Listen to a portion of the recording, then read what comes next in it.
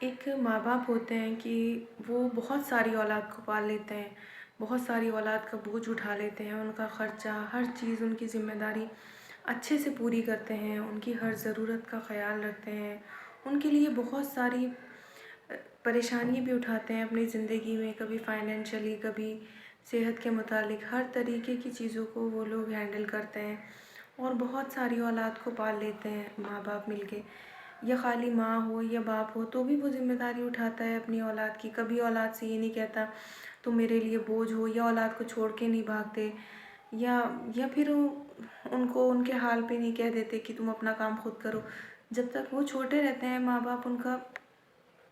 پورا خیال رکھتے ہیں اور ان کا کام بھی کرتے ہیں اور بہت خوشی خوشی کرتے ہیں، اپنی ذمہ داری اپنا فرض سمجھتے ہیں۔ لیکن جیسے ہی ماں باپ کا وقت آتا ہے کہ وہ بیمار ہو جاتے ہیں یا بوڑھے ہو جاتے ہیں، یا پھر کسی طریقے سے ان کے فائنینشلی حالات اچھے نہیں رہتے، وہ اسٹیبل نہیں رہ پاتے، ان کے پاس کچھ ہوتا نہیں، وہی اولاد جس اولاد کے لیے ماں باپ نے اتنی مصیبتیں اٹھائیں، اتنی پریشانیاں اٹھائیں، دن رات ایک کر کے اسے پڑھایا لکھایا، کسی قابل بنایا،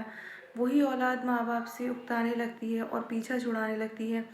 اور اگر دو چار بھائی ہیں تو وہ سوچتے ہیں یہ کرے یا یہ کرے، میں کیوں کروں، میری تھوڑی ذمہ داری ہے، خالی میرے ہی ماں باپ تھوڑے ہی ہیں۔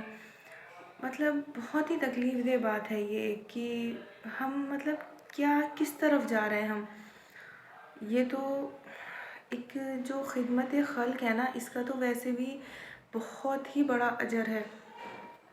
دوسرے کے لیے کچھ کرنا، اور وہ تو پھر ایک ماں باپ ہیں، آپ کی ذمہ داری ہے، جیسے بچپن میں انہوں نے ہمیں پالا، ان کی ذمہ داری تھی،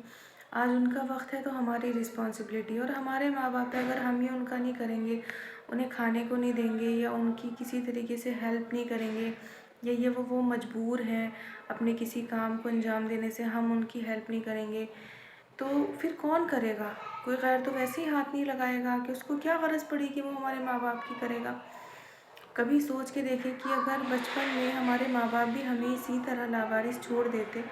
تو آج ہم کہاں ہوتے، ہم کس مقام پہ ہوتے اور کس طرح رل رہے ہوتے دنیا میں،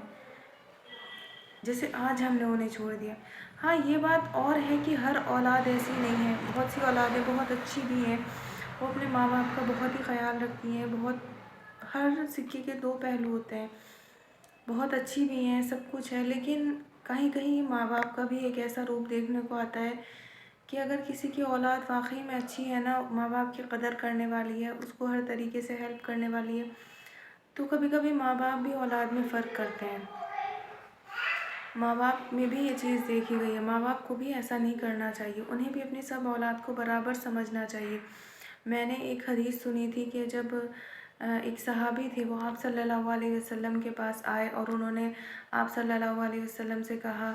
کہ یا رسول اللہ، میں یہ تحفہ اپنے بیٹے کو دینا چاہتا ہوں، تو آپ نے فرمایا کیا تم دوسری اولاد کو بھی ایسے ہی دو گے؟ تو انہوں نے کہا نہیں، کہ میں تو صرف انہیں دینا چاہتا ہوں اور میں چاہتا ہوں کہ آپ دیں اسے اپنے ہاتھ مبارک سے۔ تو آپ نے کہا کہ نہیں، کہ میں نہیں، مطلب میں یہ نہیں کروں گا کہ تمہارے لیے دونوں اولاد برابر ہیں، جتنا اس کا حق ہے اتنا اس کا حق ہے۔ اور ماں باپ اپنے جیتے جی اپنی زندگی میں اگر ایک اولاد کو کچھ دے رہے ہیں، سپوز کہ وہ گفٹ ہے، کسی بھی طریقے کا گفٹ ہو سکتا ہے، وہ کوئی زمین جائیداد، گھر بار، پراپرٹی، پیسہ، زیور، جو بھی کچھ ہو سکتا ہے، وہ اگر ایک اولاد کو دے رہے ہیں نا اپنے جیتے جی، تو وہی گفٹ انہیں اپنی دوسری اولاد کو بھی دینا ہوتا ہے۔ ایسے نہیں ہوتا کہ صرف ایک اولاد کو دے دیا اپنی مرضی سے، اپنی خوشی سے، یہ وہ ان کی کر رہا تھا اس لیے، اور وہ دوسروں کو محروم رکھیں گے، نہیں، آپ یہ حق تلفی نہیں کر سکتے، یہ اولاد کے لیے حق تلفی ہے۔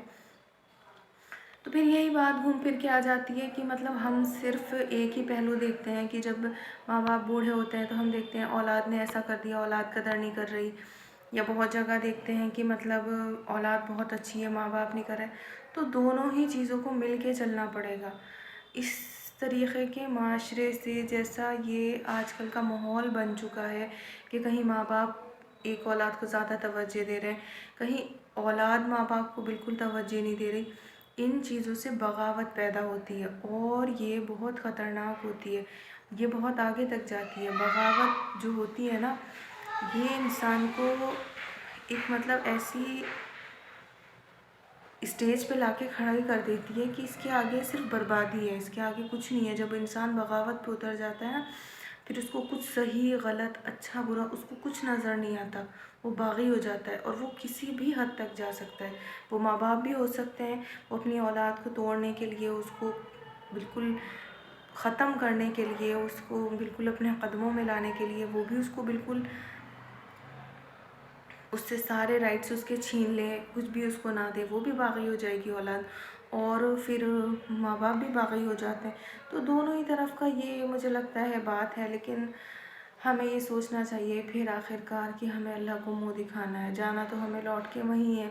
کتنے دن کی زندگی ہے، اچھی بھی جی لیں گے تو بھی جانا ہے، بری جی لیں گے تو بھی جانا ہے۔ تو ٹھیک ہے، تھوڑی مطلب بیچ کی زندگی گزار کے جائیں تاکہ دونوں طرف کی بات رہے۔ بالکل اچھے تو ہم نہیں بن سکتے کیونکہ ہم فرشتے نہیں ہیں، ہم انسان ہیں،